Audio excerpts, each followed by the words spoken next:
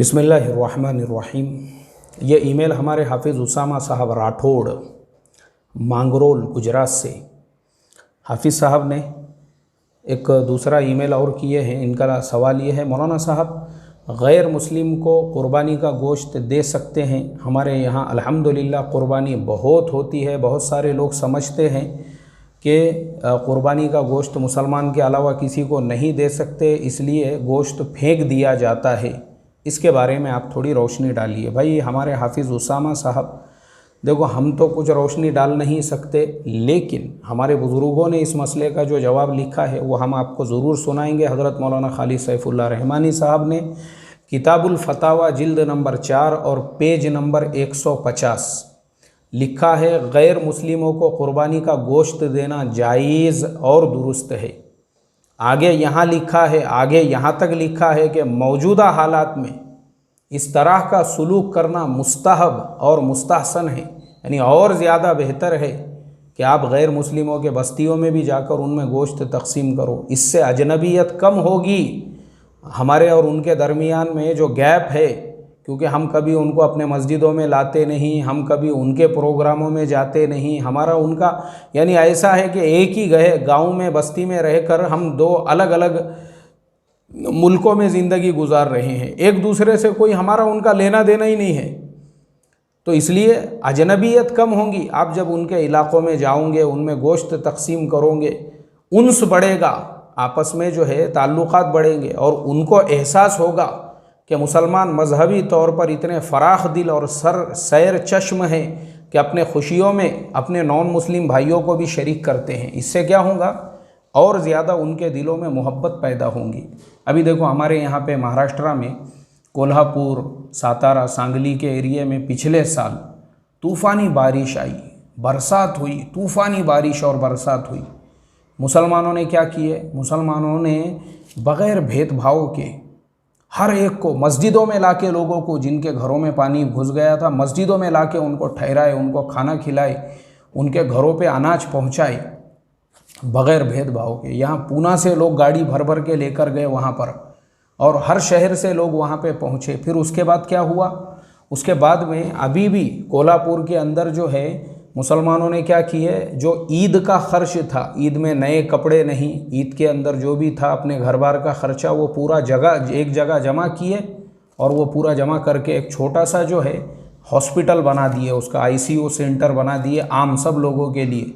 महाराष्ट्र के मुख्यमंत्री माननीय उद्धव जी ठाकरे, उन्होंने ऑनलाइन उसका उद्घाटन किए और तारीफ़ किए उन्होंने उन मुसलमानों की। तो कैसा रहता, ये चीज़ों की वजह से क्या होता, आपस में लड़ाइयाँ नहीं होती, झगड़े नहीं होते, आपस में लोग जानते पहचानते एक दूसरे को। अभी मैं आपको साफ लफ्ज़ों में बोलता हूँ, क्या होता, हम लोग जो है ना, हम अपने अपनों में ही रहते। हमको बहुत ज़्यादा नॉन मुस्लिम बोले तो इतनी बड़ी हमको एलर्जी हो जाती है उसकी, पता नहीं हम क्या सोचते हैं। तो उसका नुकसान क्या होता है, उनके और हमारे बीच में एक दीवार, एक खाई बन जाती है। उनको ये पता ही नहीं चलता है हम अपने मस्जिदों में क्या कर रहे हैं, मदरसों में क्या कर रहे हैं। हालांकि होना ये चाहिए, हमारे मदरसों के जलसों में भी हमारे एरिए के जितने भी जो नॉन मुस्लिम, गैर मुस्लिम भी हमारे जो भाई है, चाहे किसी भी पार्टी के लीडर हो, उनको सबको, सारे MLAs को, सारे नगर सेवक जितने भी गांव बस्ती में हैं, हमारे मदरसों के जलसों में उनको बुलाना चाहिए। हमारा कोई भी फंक्शन हो, सीरत के प्रोग्राम में उनको बुलाना चाहिए। इससे क्या होता है, आपस में मोहब्बतें पैदा होती और गलत फहमियाँ दूर होती हैं। और इससे सबसे बड़ा फ़ायदा यही होता है कि इस्लाम के वो लोग करीब आते हैं, उनको मालूम ही नहीं है। अभी यहाँ पूना के अंदर एक सॉफ्टवेयर इंजीनियर्स की एक टीम है, सब लोग मेरे दोस्त हैं, उसमें एक मेरे मुसल्ली भी है, मेरे मस्जिद के भी साथी है। इन लोगों ने क्या किए, अभी मैं लॉकडाउन से पहले ही, इत्तेफाक ऐसा उसी टाइम पे लॉकडाउन हुआ, नहीं तो हम लोगों की यहाँ भी एक मजलिस होने वाली थी। मैं उन लोगों के साथ में बैठा था, कम से कम घंटा 2 घंटे उन्होंने उनके काम की मुझे कारगुजारी सुनाई। उन्होंने बताया, मौलाना हम लोग देहात देहात जाकर, पूना ज़िले में कुछ उन्होंने 2000 या 1800 गाँव बताए, जिन गाँवों में से कितने 100 गाँव अभी तक उनके हो गए।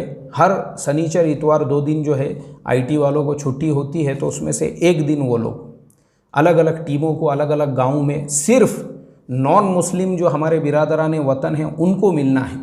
और उनको मिलने के बाद में सिर्फ उनसे इस्लाम का परिचय कराना है। मराठी है तो मराठी में उनसे कराना है, हिंदी है तो हिंदी में कराना है, मराठी में परिचय इस्लाम का। तो उन लोगों के फीडबैक ऐसे थे, यानी उन लोगों के जो तासुरात थे वो साथियों के उनके ऐसे थे, बोले हम ऐसे ऐसे गाँव में ऐसे ऐसे लोगों से मिले। वो लोगों का कहना ये था कि मेरी उम्र 80 साल हो चुकी है, ज़िंदगी में पहली मर्तबा किसी मुसलमान से मैं बात कर रहा हूँ। अब आप मुझे बताओ गलती किसकी है?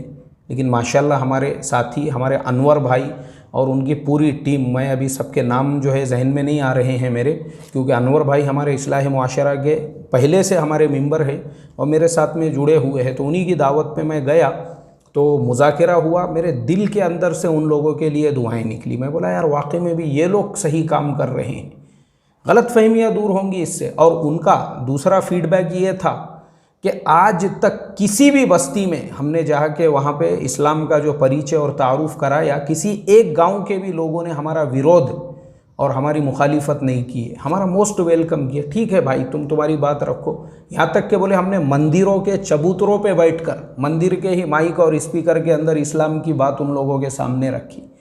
कैसा है, हम करीब करेंगे तो लोग करीब होंगे, आपस में ताल्लुकात ख़राब नहीं होंगे। तो इसके लिए ये बहुत ज़रूरी है। ये हम क्या समझते हैं, इसीलिए इस्लाम में भी आप देखो ज़कात जो है वो मुसलमानों के लिए है, लेकिन जो नफली सदक़ात है, चाहे सदक़तुल फ़ित्र हो, क़ुरबानी का गोश्त हो, किसी को भी दे सकते आप, कोई हरज नहीं है।